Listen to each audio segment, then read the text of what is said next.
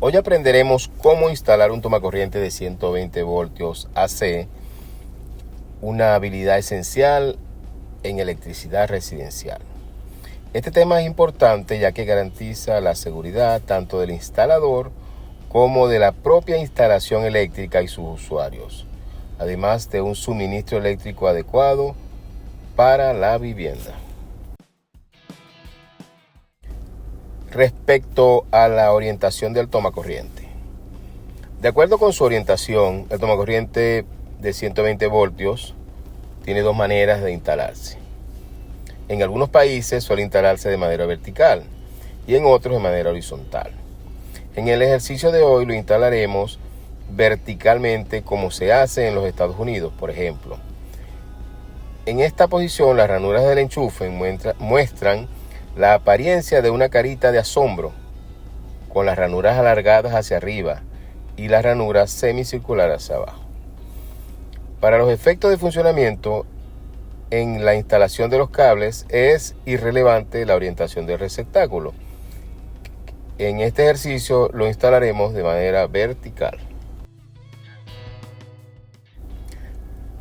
Acerca de los materiales necesarios para instalar el tomacorriente. Puesto que asumimos que la cajera eléctrica ya está cableada, ¿verdad?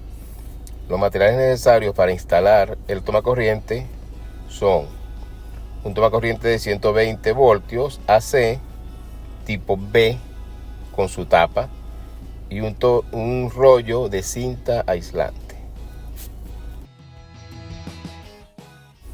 Con respecto a las herramientas necesarias, generalmente se usan las siguientes para instalar un tomacorriente: un destornillador plano o de paleta mediano para el tornillo de la tapa, un destornillador Phillips o de estría mediano para los tornillos de conexión de los cables y los de sujeción de la cajera, una pinza de corte lateral para cortar los cables, una pinza de punta fina para hacer la horquilla de conexión de los cables o el lacito o el loop o el gancho que se hace en la punta del cable, una pinza pelacables para pelar las puntas de los cables, una pinza o alicate de electricista para sostener los cables, apretar los empalmes, etc. Y un multímetro digital para realizar las pruebas de continuidad y las mediciones de voltaje. En este ejercicio dispondremos de una caja eléctrica de 2 pulgadas por 4, es decir, de 2 por 4 pulgadas, que contiene 3 cables eléctricos, un cable negro correspondiente a la fase, un cable blanco vinculado con el neutro y un cable verde o desnudo relacionado con la tierra de protección. Si el tomacorriente es de 15 amperios, los cables de la fase y el neutro serán de calibre AWG14 y el cable de tierra será de calibre AWG14 o AWG12. Ten en cuenta que un cable puede ser más grueso de lo especificado, pero nunca más fino. Sin embargo, si el cable es más grueso pudiera afectar en la comodidad para empotrar los cables en la cajera o para pasarlos por una tubería. Si el tomacorriente es de 20 amperios, los cables de la fase, el neutro y la tierra serán de calibre AWG12. Antes de comenzar, consideremos la importancia de la seguridad al trabajar con electricidad. Antes de comenzar, te recomendamos ver el video titulado Seguridad al instalar un tomacorriente. Para trabajar con electricidad hay que tener en cuenta que la electricidad conlleva ciertos riesgos para las personas, la edificación, el medio ambiente en general, tales como heridas, quemaduras, descargas eléctricas, electrocución, incendios y otros peligros. Por eso, te sugerimos explorar nuestros cursos y videos relacionados con la seguridad. Siempre que trabajemos con electricidad, tenemos que tener presente principalmente la seguridad al realizar el trabajo. Ahora veamos paso a paso la instalación del tomacorriente. Recuerde hacer uso de los implementos de seguridad y seguir prácticas de trabajo seguro. Paso número 1. Desconectar la energía del circuito donde vamos a trabajar. En el panel eléctrico identificamos y bajamos a la posición de off o apagado el disyuntor, que se llama breaker, en algunos países los conocemos como breaker, relacionado con el circuito donde vas a trabajar o donde vamos a trabajar. Paso número 2. Asegúrate de que todo esté desenergizado. No basta con bajar el breaker, hay que probar la ausencia de voltaje. Utiliza un medidor de voltaje para asegurarte que el circuito esté desenergizado. Todos los cables deben medir 0 voltios con respecto a los otros y con respecto a cualquier tubería o metal conectado a la tierra. Paso número 3. Identificar los cables. Una vez desconectada la energía y comprobado que no existe voltaje en los conductores, identificamos los cables que vamos a conectar al tomacorriente. Esto puede ser fácilmente identificado si la instalación está bien hecha por medio del código de colores de los cables. Tenemos un cable negro de la fase, un cable blanco del neutro y el cable verde para la tierra. Paso número 4. Si los cables están muy largos, los vamos a cortar a la longitud recomendada. Los 3 cables de la caja, bien conocida como cajetín o cajera, que salen de la tubería deben tener entre 6 o 7 pulgadas. Esto es como unos 15 a 20 centímetros. De repente puede ser menos dependiendo de la comodidad que tengamos en la cajera. Pero tenemos que tener esa referencia. Sin embargo, esto puede variar dependiendo de cada aplicación, el espacio, etcétera, y de la aplicación del código eléctrico de cada país. Por seguridad, vamos a respetar siempre el cable negro de la fase, el cual trae el voltaje, o el cual debe traer el voltaje. Una vez que está identificado, que lo comprobamos, que ese es el cable de fase, lo vamos a instalar en esta secuencia. Para instalar, se debe conectar primero el cable de tierra, segundo, el cable de neutro y tercero, el cable de la fase. El cable de la fase siempre debe estar protegido para evitar cualquier riesgo. Paso número 5. Primeramente conectamos el cable de tierra de color verde. Para eso vamos a pelar la punta del cable verde, es decir, de la tierra, a la distancia recomendada, evitando dañar el conductor con la herramienta de pelar. Aproximadamente 3/4 de pulgada, y utilizamos el pelacable para esto.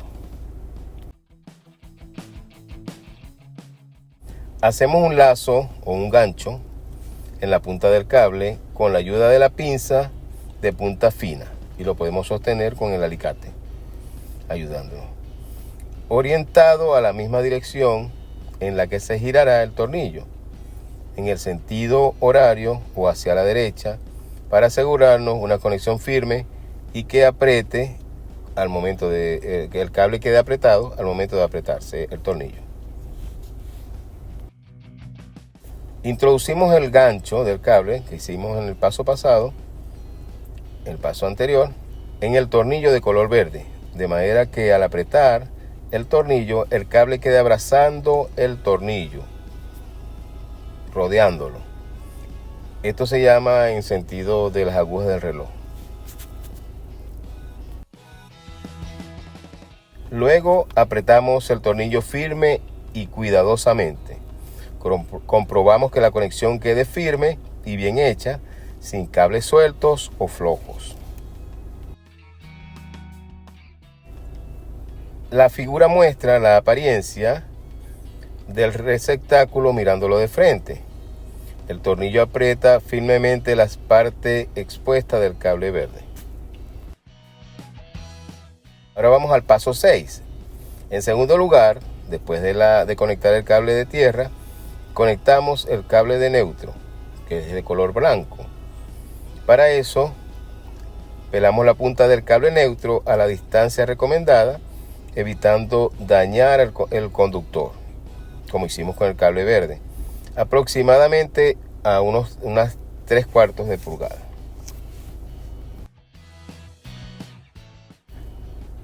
Hacemos un lazo o un gancho como el que hicimos anteriormente en la punta del cable blanco con la ayuda de la pinza y orientándolo en la misma dirección que girará el tornillo. Introducimos el gancho del cable blanco en el tornillo de color plateado, de manera que al apretar el tornillo el cable quede abrazándolo.